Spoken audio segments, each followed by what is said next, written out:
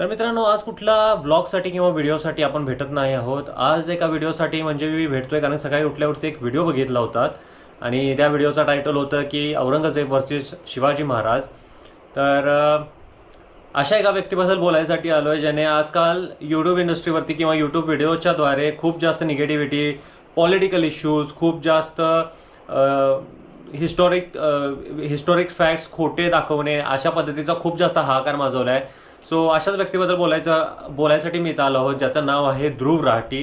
So तोच video आहे ज्याबद्दल मी आता सांगत होतो की औरंगजेब आणि शिवाजी महाराजांबद्दलचा मी व्हिडिओ आज बघितला होता. ते बघितल्यावरती जे टाळकं सटकलंय माझं त्याच्याबद्दलचं की आतापर्यंत तो पॉलिटिकल गोष्टींवरती जे खोटे काय सांगत होता ते एक वेळ ठीक होतं, पण आता जो महाराजांबद्दल जे अशा काही खोट्या बातम्या किंवा खोटा इतिहास, खोटे पुरावे देण्याचा जो प्रयत्न करतोय आणि लोकांशी जी दिशाभूल करतोय किंवा लोकांबद्दल जे महाराजांबद्दलचं जे काही इमेज आहे ती कुठल्या लेवलला नेऊन ठेवतो आहे, तर त्याबद्दल मला जरासं थोडंसं याबद्दल बोलू वाटलं म्हणून हा व्हिडिओ आज मी करतोय. तर तो औरंगजेबला खूप जास्त चांगला म्हणतो हे माझ्या डोक्यात गेलं. मी सकाळी बघितलं म्हणलं अरे हे काय विषय म्हटलं बघायला मिळाला औरंगजेब वर्सेस शिवाजी महाराज. तर ध्रुव राठेने पहिला मुद्दा असा मांडला आहे की जे आपले हिंदू लोक होते, हिंदू जे माणसं होते ते मोगलांचे स्लेव्स होते, ते त्यांचे नोकर होते. हां, मी म्हणत नाही की नव्हते, हां होते. ज्यावेळेस मोगलांनी जेव्हा आक्रमण केलं होतं त्यावेळेस भारतावरती आक्रमण केल्यानंतर जे राजे होते, त्यांचं जे राज्य होतं, राज्यातली जे लोक होती त्यांच्यावरती ते जेव्हा अटॅक करून जेव्हा एका राज्याला काबीज करायचे तर ते त्यांना ॲज अ नोकर म्हणूनच ठेवायचे. ही तेवढीच खरी गोष्ट आहे. आणि हेच महाराजांना, छत्रपती शिवाजी महाराजांना हेच पटत नव्हतं म्हणून महाराजांनी आपल्या धर्माचा प्रचार करायला सुरू केला होता, आपल्या धर्माला प्रोटेक्ट करायला चालू केलं होतं. हेच कुठं जाऊन आपला धर्म संपायला नको, पुढे जाऊन नष्ट व्हायला नको धर्म, म्हणूनच छत्रपती शिवाजी महाराजांनी हा स्टँड घेतला होता रिगार्डिंग आपले जे हिंदुत्व आहे ते हिंदुत्व कुठेतरी, कारण जे वरचे राजे होते, राजवाडे होते ते अधीन जात होते, मोगलांच्या अधीन जात होते. सो महाराजांना ती गोष्ट पटत नव्हती की बाबा एक हिंदू राजा एका मोगल राजाची कुठेतरी चाकरूशी करतोय, हे छत्रपती शिवाजी महाराजांना सुद्धा पटत नव्हते. सो त्यामुळे महाराजांनी स्वतः स्टँड घेतला होता या गोष्टीचा की नाही बाबा, हा आपण कुणापुढे नाही झुकायचं आहे, आपण मोगलांच्या पुढे म्हणा किंवा बिजापूरची जे सल्तनत होते त्यांच्या पुढे झुकायचं नाहीये, आपण आपलं राज्य, आपलं हिंदुत्व टिकवून ठेवून आपण हिंदुत्व पुढे आहे असं पुढे ठेवायचं आहे. हेच महाराजांचं पहिलं धोरण होतं.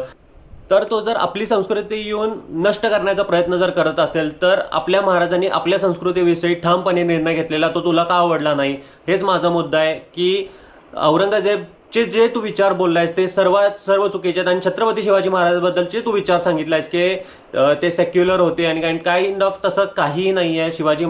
छत्रपती शिवाजी महाराज जे आहेत ते आपल्या धर्माला खूप जास्त एकनिष्ठ होते, आपल्या धर्माचा त्यांनी प्रचार करत होते.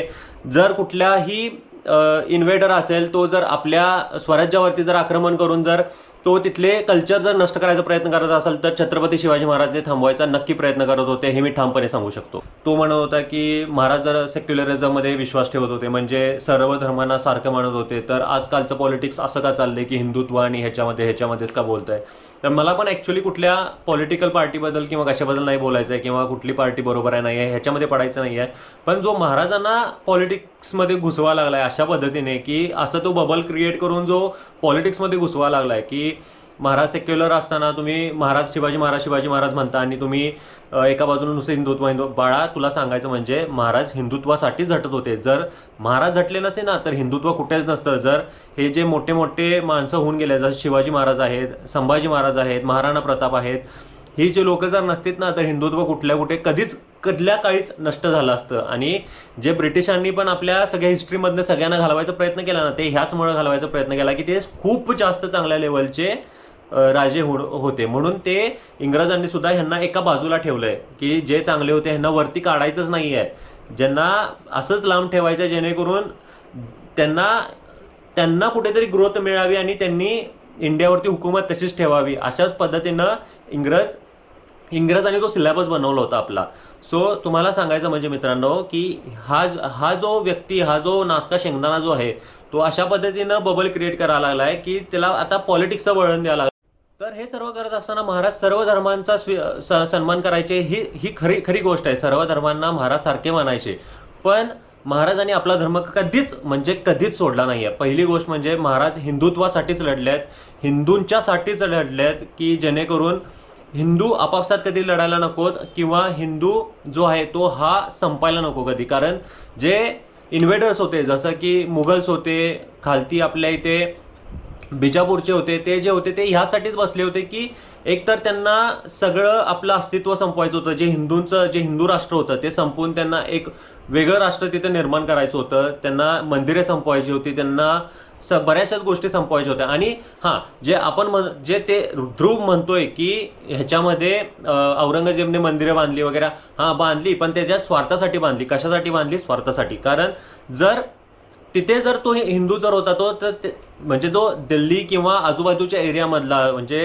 जर राजस्थानचा असू दे किंवा राजस्थानचे जे राजवाडे असू देत किंवा मध्य प्रदेश, उत्तर प्रदेश इथले जे हिंदू होते, या हिंदूंच्या विरोधात जर तो गेला असता तर तिथले सगळे हिंदू जर उठून बसले असते, हिंदू राजे जर उठून बसले असते, तर औरंगजेबला कधीच म्हणजे सावरता आलं नसतं या गोष्टीतून, त्याला शासन करता आलं नसतं कधी.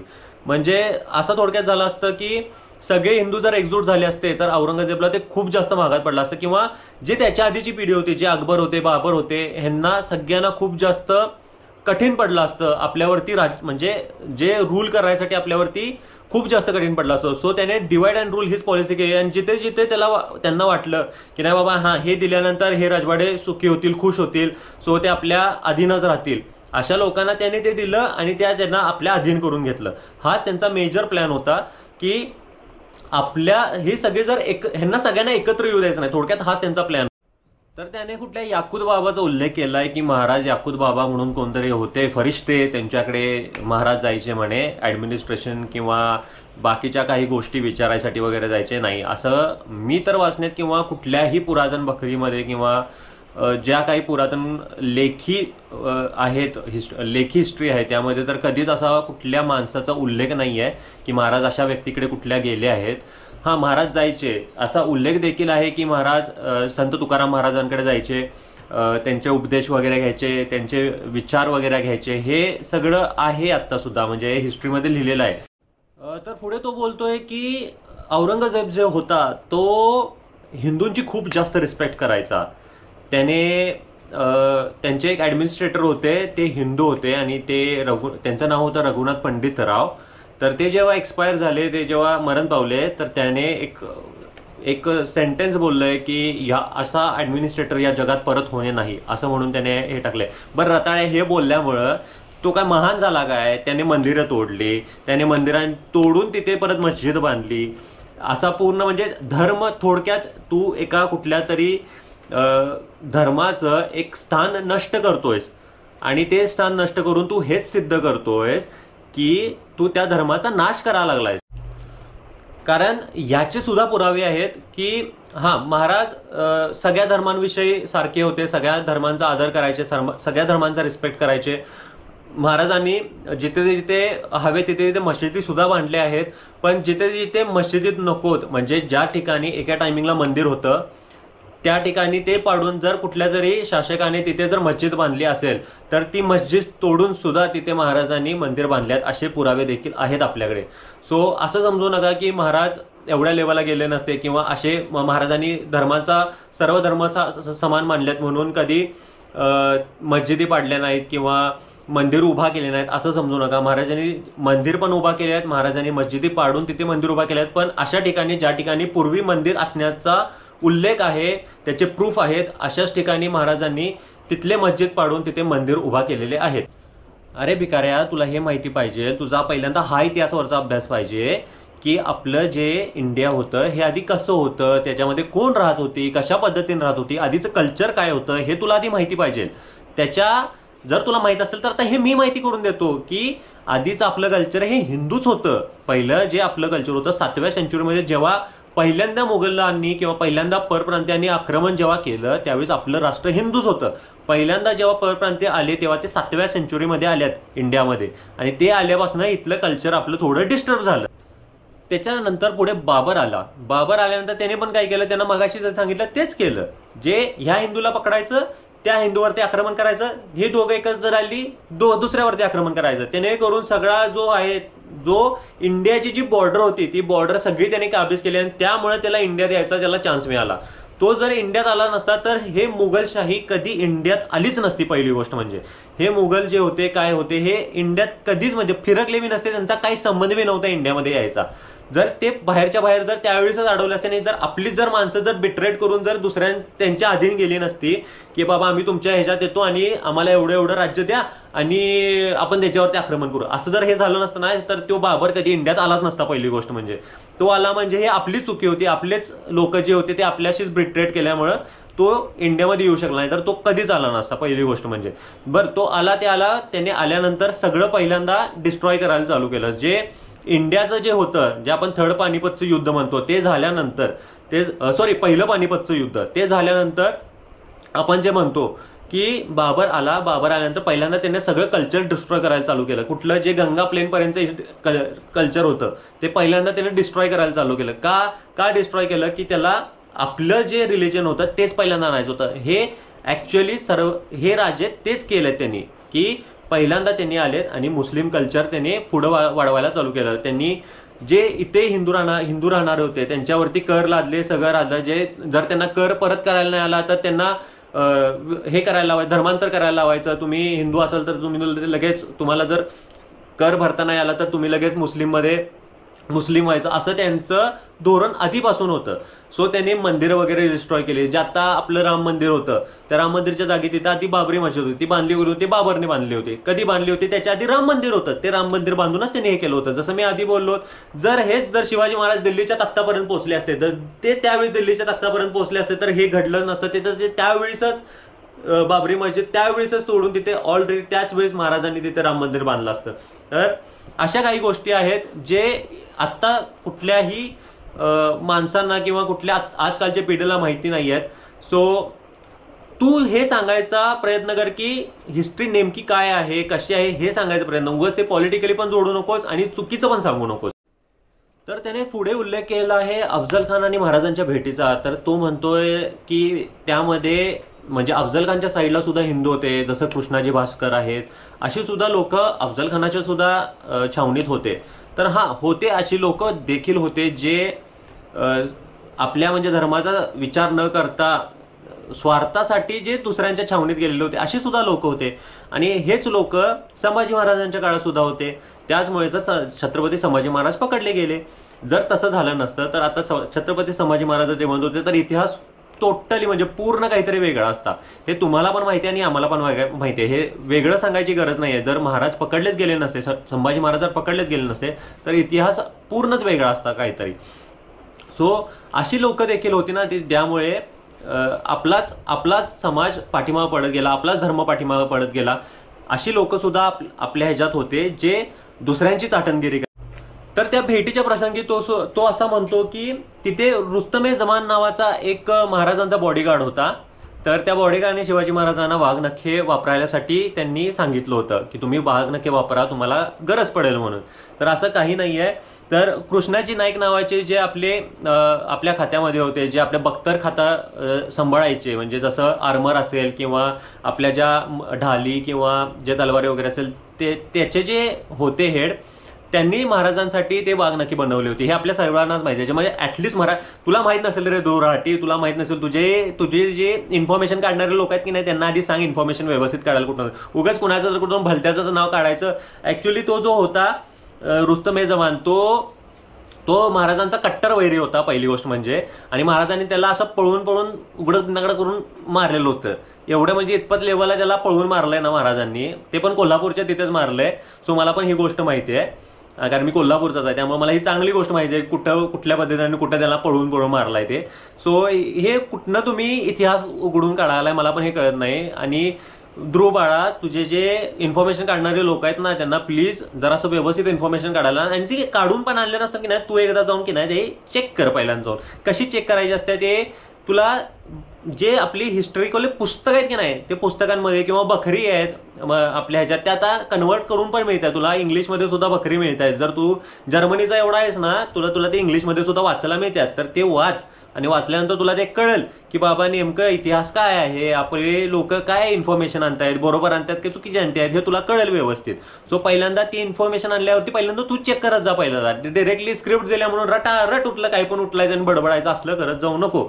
सो आपले जे तुम्हाला सांगत होतो की जे कृष्णाजी नाईक होते त्यांनी हे वाघनखे बनवली होती महाराजांचे, ते पण महाराजांच्या सल्ल्यानेच, बिकॉज महाराजांना तिकडे जायचं होतं. तर ते जे त्यांनी ट्रिटी केली होती त्याप्रमाणे की दोघांनीही शस्त्रहीन जायचं होतं, विदाऊट शस्त्र, विदाऊट एनी वेपन तुम्हाला एकामेकांना भेटायचं होतं, अफजल खानला आणि महाराजांना. सो ऑब्विसली जे महाराजांच्या कानी पडलं होतं किंवा महाराजांना जे त्यांच्या गुप्तहेर खात्याकडनं सांगितलं होतं, तर ते हेच होतं की जो अफजल खान येणार आहे तो तुम्हाला फक्त भेटणार नाही आहे, तो काहीतरी दगा नक्की करणार आहे, त्यामुळे तुम्ही सावध राहा आणि सावध राहा या हेतूनेच त्यांनी ते वाघनखे बनवायला सांगितली होती. सो हा झाला मुद्दा महाराजांच्या आणि अफजल खानाच्या भेटीचा. आता त्याने सगळ्यात चुकीची माहिती काढलेली तुम्हाला सांगतो की तो म्हणतोय की मौलाना हैदर अली नावाचा व्यक्ती होता, तो गुप्तहेर खात्याचा हेड होता, प्रमुख होता. तर आपल्या उभ्या महाराष्ट्राला माहिती आहे, ऑलमोस्ट म्हणजे इंडियाला सुद्धा माहिती आहे की महाराजांचं गुप्तहेर खातं फक्त एक माणूस हँडल करायचं, ते होते बहिर्जी नाईक. हा, गुप्तहेर खात्यात त्यांच्या अंडर खूप सारे गुप्तहेर होते अजून, पण जे हेड होते ते बहिर्जी नाईक होते. आणि नाईक ही त्यांना पदवी महाराजांनी दिलेली होती. त्यांचे जे कारकिर्दी बघून किंवा त्यांचं जे धाडसाचं काम बघून नाईक ही महाराजांनी त्यांना पदवी दिली होती. सो सगळ्या उभ्या महाराष्ट्राला माहिती आहे की बहिर्जी नाईक हे गुप्तहेर खात्याचे हेड होते, प्रमुख होते.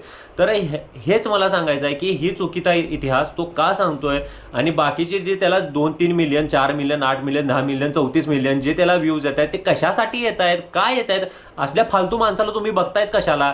जे चुकीची माहिती सांगतो तुम्हाला, जे महाराजांविषयी, बरं महाराजांविषयी नाही, आता मी त्याचे 3-4 व्हिडिओ सुद्धा बघितले, त्यामध्ये प्रत्येक कुठल्या नाही तर कुठल्या गोष्टीवरून त्याने एवढं पॉलिटिकली सगळ्या गोष्टी कनेक्ट केल्यात ना. आणि का तो एवढ्या इंडियन पॉलिटिकलशी काय एवढा कनेक्ट करायला लागला, कुठे पण काय पण कशासाठी पण तू काही पण गोष्ट तू पॉलिटिकली रिलेट करतोयस. अरे शेंगदाण्या, तू जरा सरळ वाग, सरळ रिसर्च कर, तुझ्या रिसर्च टीमला सांग की व्यवस्थित रिसर्च करून याला, ते रिसर्च त्यांनी ते रिसर्च आणल्यानंतर तू त्याच्यावरती परत जरा चेक कर, ते रिसर्च बरोबर आहे की नाही, का कुणी तर स्क्रिप्ट दिलेली आणायची आणि ती वाचायची, हेच तुझं काम चाललंय. कित्येक व्हिडिओमध्ये तू अशा प्रत्येक गोष्टी चुकीच्या सांगितल्या आहेस. तू पण स्वतः पण रिसर्च कर ना त्या गोष्टीवरती, जे काय चाललंय ते. उगाच काय पण आलायचं, बरं सुटायचं, जीभ दिल्या म्हणून काही बी बोलत सुटायचं त्याच्या. तर याच प्रसंगामध्ये तो म्हणतोय की जेव्हा शिवाजी महाराजांनी अफजल खानाचा कोतळा बाहेर काढला, त्यावेळेस तुम्ही सगळे हिंदू लोक ह्या सगळ्याची जय जयकार करता, वाहवाही करता, हे कशासाठी करता. अरे जेव्हा अफजल खान जेव्हा महाराजांवरती चढाईसाठी येत होता, त्यावेळेस त्यांनी मंदिरं पाडली, आया बहिणींची आपल्या इज्जती लुटल्या, त्यावेळेस ते दिसत नाही ह्या मंदबुद्धीला. तेव्हा हा रिसर्च त्यांना कुठं केला नाही वाटतं की अशी सुद्धा गोष्ट झाली होती. त्याने येता येता जेवढी मंदिरं होती अफजल खानाने ती मंदिरं तोडली होती, तिथं मंदिराच्या दारात त्यानं गोहत्या केल्या होत्या, हे त्याला दिसलं नाही. हे त्याच्या रिसर्चमध्ये कुठं नाही. त्याला फक्त एवढंच दिसलं की बाबा महाराजांनी अफजल खानाचा कोतळा फाडला म्हणजे एका हिंदूने मुसलमानाला मारलं, आणि हे तू पॉलिटिकली परत तिकडं तू कनेक्ट करायला लागलायस. अरे रताळ्या, तू नुसतं भांडणं लावायचं काम करायला लागलायस का ह्या देशाचं. तू जरा चांगल्या बुद्धीनं विचार कर की काय झालंय, कशा पद्धतीने झालंय, त्याचा इतिहास काय, बॅकग्राऊंड काय आहे, काय झालं, कुठून झालं, कशासाठी झालं, हा पण विचार कर. की नुसतंच ते पॉलिटिकली रिलेट करायचं की बाबा एका हिंदूनं मुसलमानाचा खून केला, हे सगळं पॉलिटिकली रिलेट करून तू काय करणार. बरं, एवढं होऊन सुद्धा महाराजांनी बिजापूरमध्ये, म्हणजे जो आदिलशाहीचं कॅपिटल होतं, या ठिकाणी एका माणसाला जो गोहत्या करत होता त्याला डायरेक्टली मारण्याची शिक्षा दिली, शीरकरम करण्याची शिक्षा दिली. हे कशासाठी? हे महाराज धर्माचा रिस्पेक्ट करत होते म्हणूनच दिली. महाराज बाकीच्या धर्मांसुद्धा रिस्पेक्ट करत होते, पण महाराज स्वतःचा धर्म सोडून बाकीच्या धर्माचा कधी रिस्पेक्ट केला नाही महाराजांनी. हे तू आधी जाणून घे आणि हे तुझ्या आधी रिसर्च टीमला सांग की पूर्ण रिसर्च. तर त्याने एक रेफरन्स दिला आहे नावाचं की आउटरेट ट्रस्की नावाची एक हिस्टोरियन आहे.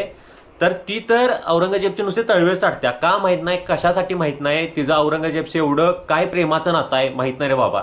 पण एवढी तळवे चाटू आहे ना ती औरंगजेबची, ती प्रत्येक ठिकाणी जिथे असेल, तिचे पुस्तक असू दे, कुठे स्पीचला जाऊ दे, तिथे औरंगजेबची वाहवाही करायची. आणि शिवाजी महाराज कसे आपल्या धर्मासाठीच नुसते झटायचे, नुसतं धर्माचाच हे करायचे, हे ती एवढ्या प्रकारात प्रखर्षणानं बोलते ना किंवा लिहिते ना की काय विचारायला नको. पण ही जी ठुसकी आहे, तिला आता ठुसकीच म्हणणार आहे मी, तर ही जी ठुसकी आहे, तर तिने औरंगजेबसाठी काय म्हटलंय की औरंगजेब स्वतः बोलतोय की प्रत्येक राजा हा देवाची सावली असतो आणि त्याला सर्व धर्म त्याला सर्व धर्म सारखे असतात असा औरंग्या बोलतो, की त्याला सर्व धर्म सारखे असतात आणि आपण जे राजे आहोत ही देवाची सावली आहोत. अरे तू नासक्या, तू जर सर्व धर्म सारखे असते तर तू देव मंदिरं पाडलीच नसतीस, तू गो हत्या केल्या नसत्यास. बरं, तू स्वतः जरी करत नसलास तर तू खालची जे लोक आहेत तुझ्या, जे खालचे सेनापती आहेत किंवा तुझे खालचे जे सांभाळणारे, तुझं ऍडमिनिस्ट्रेशन सांभाळणारे लोक आहेत त्यांना तू सांगू शकतो ना. जसं महाराज जेव्हा कुठल्याही मोहिमेवरती जायचे किंवा कुठल्याही मोहिमेवरती आपल्या लोकांना पाठवायचे तर त्यांना स्पष्ट उपदेश असायचे की लेकरांवर आणि बायांवरती हात उगारायचे नाहीत, त्यांना रिस्पेक्टफुली परत त्यांच्या मायदेशी परत पाठवायचं. हे प्रत्येक सैनिकाला, आपल्या प्रत्येक मराठा प्रत्येक सैनिकाला हेच उपदेश होता की जेव्हा पण तुम्ही कुठल्या पण मोहिमेसाठी जाताल तिथे जर तुमच्यावरती कोण शस्त्र उघडत नसेल किंवा बाई पुरुष असेल, मूलबाई असेल तर त्याच्यावरती हात नाही उघडायचा. ही महाराजांची प्रत्येक मावळ्याला शिकवण होती आणि ह्या शिकवण्याचा मान राखला प्रत्येक मावळ्याने. जर हे असताना हे एका छोट्या राजाच्या म्हणजे तू दिल्लीच्या तख्तावर होतास औरंग्या, तर तुझं तर प्रत्येकानं ऐकायला पाहिजे होतं. हा एक छोटा राजा एक स्वतः राजा म्हणून स्वतः प्रजेचं त्याने रक्षण केलं होतं. तो एवढ्या प्रमाणात सांगू शकतोय तर तू औरंग्या सांगू शकत नव्हतास. म्हणजे त्याच्या मनात पण पाप होती ना. ते ध्रुवराठी तुला दिसलं नाही भिकारड्या. तुला बाकीच्या सगळ्या गोष्टी महाराजांनी बोलायला दिसतात किंवा बाकीचं काय केलेलं होतं ते दिसतंय. जे काय तू पॉलिटिकली कनेक्ट करायला लागलायस मगापासून गोष्टी त्या तुला कनेक्ट करायचं दिसतंय. पण ह्या छोट्या छोट्या गोष्टी आहेत किंवा या मोठ्या प्रमाणातल्या जरी गोष्टी आहेत ह्या तू कुठनं पण कुणाचं जरी ऑथरचं आणून तू इथं दाखवतोयस किंवा कुठल्या पण न्यूजपेपरमधलं लिहिलेलं आणून तू आर्टिकल आम्हाला दाखवतोयस. ते तू हिस्ट्रीमध्ये जाऊन चाचपळणी करत नाहीस की बाबा काय झालं, कशा पद्धतीने झालं, कितपत योग्य आहे कितपत नाही आहे तू स्वतः सुद्धा नाही चेक केलंस आणि तू डायरेक्ट येऊन बरड. जेव्हा महाराजांनी रिव्होल्ट करायला चालू केलं ना तर त्याच टाइममध्ये जे महाराजांनी गड कॅप्चर केले किंवा जिथं जिथं आक्रमण केले, जिथं जिथं जे पोस्टिंगला म्हणजे जे आदिलशाहीचे असू देत किंवा मोगलांचे असू देत, जिथं जिथं ज्यांच्या पोस्टिंग्स होत्या तिथल्या सगळे जे मोगल मुस्लिम जे होते ते सगळ्यांना त्यांनी काढून तिथे आपल्या लोकांना तिथे त्यांनी ऍडमिनिस्ट्रेशनसाठी बसवलं होतं. हे तुम्हाला ध्रुवराठी कधी सांगणार नाही की बाबा अशा पण गोष्टी झाल्या होत्या. महाराज हा स्वतःच्या धर्माचं रक्षण करायला जाणत होते, स्वतःच्या धर्माचं रक्षण करायचं होतं म्हणूनच ते महाराज झाले होते. असं नाही की उठसूट झालं, मला हे करायचंय मला ते करायचंय, हे गोष्टी करायच्या ते गोष्टी करायच्या म्हणून शिवाजी महाराजांनी हे पाऊल उचललं नव्हतं की नुसतंच असं पण झालं असतं की बाबा स्वतःला महाराज बोलवायचं किंवा स्वतःला राजा बोलवायचं आणि मुघलांच्या हाताखाली जायचं. असे पण राजे होते आपल्या इथं, पण महाराज तसे नव्हते. महाराज स्वतः जाणत होते. महाराजांना बालपणीपासून ही शिकवण होती की त्यांना अत्याचार होतेले दिसत होते की जे हिंदूंवरती मोगल येऊन आक्रमण करतायत, अत्याचार करतायत हे महाराजांना दिसत होते, हे जिजामातांना दिसत होते. हेच त्यांना नको होतं म्हणूनच त्यांनी स्वतःचा हिंदू धर्म किंवा स्वतःच एक राज्य होतं ते स्थापन केलं आणि त्यालाच आपण हिंदवी स्वराज्य म्हणतो. आणि तेच झाल्यामुळे आता आपण हिंदू त्या एका आपण काय म्हणतो बबल म्हणतो, त्या बबलमध्ये ते सुरक्षित राहत होते आणि त्यांना सुरक्षित वाटत होतं बिकॉज महाराज होते. महाराज आपल्या सोबत आहेत. एक हिंदू आपल्या सोबत एक ठामपणे कट्टरपणे उभा राहिलाय. तो मोगलांना लढा द्यायला तयार आहे हेच समजून ते जे बबल होतं त्या बबलमध्ये सुरक्षित वाटत होतं त्यांना, म्हणून ते महाराजांची सुद्धा साथ द्यायचे अशा काही गोष्टींचा. अरे ध्रुव्या, तुला जरा तरी कळायला पाहिजे तू कुणाची चाकरुसी करायला लागलायस. तू त्या औरंग्याची चाकरुसी करायलाय, तू तिचे तळवे चाटायला लागलायस. अरे तुला कळायला पाहिजे होतं जेव्हा छत्रपती संभाजी महाराज पकडले गेले होते तेव्हा ह्यांनीच फरमानं काढली होती की संभाजी महाराज पकडले गेले आहेत म्हणून. आणि असे उल्लेख आहेत की असं म्हटलं जातं की जेव्हा संभाजी महाराज पकडले गेले होते तेव्हा अशी चर्चा होती की आत्ता कानानं बरं वाटायला लागलं ऐकायसाठी की संभाजी महाराज पकडलेत. जे एवढे दिवस झाला आम्हाला ऐकायचं होतं, आमचे कान आतुरत झाले की ऐकून की संभा पकडला गेला. म्हणजे जेव्हा संभाजी महाराज पकडले गेले तेव्हा ह्यांच्या कानांना बरं वाटलं की संभाजी पकडले गेले. अरे तुम्ही त्यांना 40 दिवस ठेवून 40 दिवस वेगवेगळ्या पद्धतीने टॉर्चर केलं. तुम्ही त्यांची कातडे काढली अंगावरून, सोलून तुम्ही कातडे काढलं, त्यांची नखं काढली, त्यांना आंधळं केलं, सळ्या टाकून, ते पण गरम सळ्या टाकून त्यांना आंधळं केलं, त्यांची जीभ कापली.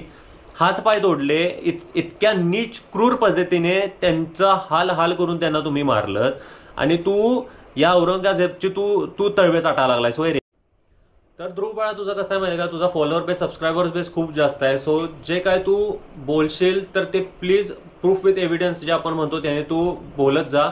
आणि उगाच कोंबडीच्या चाबूसारखी तू असं उगाच तोंड करून बरळत जाऊ नकोस. कुठलीही गोष्ट, काही गोष्ट जी लोकांना सत्यच वाटेल, तू जे काय सांगशील, तुला एवढे लोक बघतायत, एवढे फॉलोअर्स आहेत, एवढे व्ह्यूज येत आहेत म्हणून ती लोक सगळेच तुला चांगलं म्हणतील, सगळंच बरोबर आहे असं म्हणतील, हे खूप जास्त चुकीचं आहे. तुझा हा समज असेल तर तसं नाही आहे, एवढं लक्षात घे.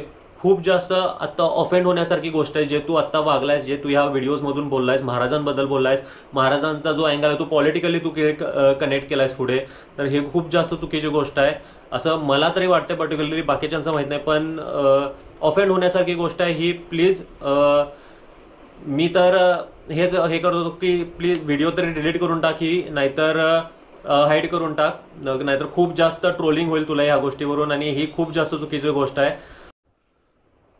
तर मित्रांनो, मला असं वाटतंय की आपण पण कुठेतरी ह्या गोष्टींसाठी कारणीभूत आहोत की आपण अशा लोकांना आपण सपोर्ट करतो खूप जास्त. ह्यांना आपण कितीतरी मिलियन व्ह्यूज देतो, त्यांना कमेंट चांगल्या करतो. आता ह्याच्या कमेंट पण आता मी बघितल्या, त्या मोस्ट ऑफ द कमेंट्स ह्या इंडियातल्या नाही आहेत, या बाहेरच्या आहेत सगळ्या कंट्रीज. आता ज्यांचे चॅनल आहेत ॲक्च्युअली यूट्यूबवरती, त्यांनी जे कमेंट केल्यात आणि त्यांच्या चॅनलवरती जर जाऊन बघितलं तर ते चॅनल बांगलादेशमधल्या किंवा बाहेरच्या कंट्रीजमधल्या कुठल्या तरी कंट्रीजमधून, मोस्ट ऑफ द टाइम बांगलादेशमधून ह्या सगळ्या कमेंट्स आलेल्या आहेत. सो प्लीज जरासं ह्या असे जे व्हिडिओ बनवणारे लोक आहेत ह्यांना तुम्ही स्वतः कमेंट करून सांगा की तुमचं इथे चुकलंय किंवा काय झालंय.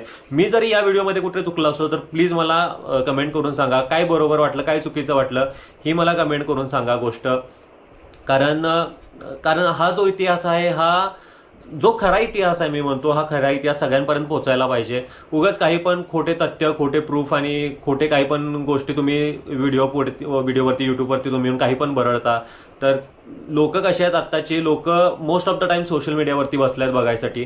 सो ते लोक सत्यच म्हणतात, जे व्हॉट्सअपवरती येतं, काही पण कुठल्या पण गोष्टी कुठून पण सोशल मीडियावरती येतात, त्या मोस्ट ऑफ द टाइम जी आत्ताची पिढी आहे, जी ग्रो होणारी पिढी आहे, ह्यांच्यावरती काही इफेक्ट नको व्हायला असं मला वाटतंय. सो माझा पण हाच हेतू आहे की त्यांच्यापर्यंत जेवढं सत्य पोचायला पाहिजे ते सत्य पोचलं पाहिजे. उगाच काही पण खोटे प्रूफ आणि खोट्या प्रूफच्या वरती जोरावरती उड्या मारून कुठले पण कशा पद्धतीचे व्हिडिओ टाकून व्ह्यूज गोळा करून पैसे जमा करून हे करण्यात काही अर्थ नाही आहे. सो प्रूफ टाका, प्रूफवरती बोला, प्रूफ जे काय असतील त्याच्यावरती तुम्ही एकामेकांमध्ये तुम्ही आपण काय म्हणतो कन्व्हर्सेशन करतात किंवा डिबेट म्हणतो आपण, डिबेट करतात, ते प्रूफच्या आधारावरती डिबेट करा. उगाच फालतू पण कुठल्या पण गोष्टीसाठी किंवा पॉलिटिकल गोष्टीसाठी तुम्ही अशा गोष्टींना मध्ये आणू नका. पर्टिक्युलरली मी म्हणतो की जे मोठे थोर महात्मे होऊन गेल्यात त्यांच्यामध्ये तर नकोत, किंवा जे स्वतः महाराज आहेत त्यांच्यामध्ये तर असा कुठला पॉलिटिकल बॅकग्राऊंड नको आणायला ह्या गोष्टींसाठी, असंच मला वाटतंय. सो हाच होता व्हिडिओ. होप सो तुम्हाला आवडला असेल. काय इकडे तिकडे झाले असेल, काय चुकलं असेल, बरोबर वाटलं असेल, प्लीज कमेंट करून सांगा. छत्रपती शिवाजी महाराज की जय, जय भवानी, जय शिवाजी, जय महाराष्ट्र, भारत माता की जय. ह्याच्या पुढे मी काय बोलणार नाही.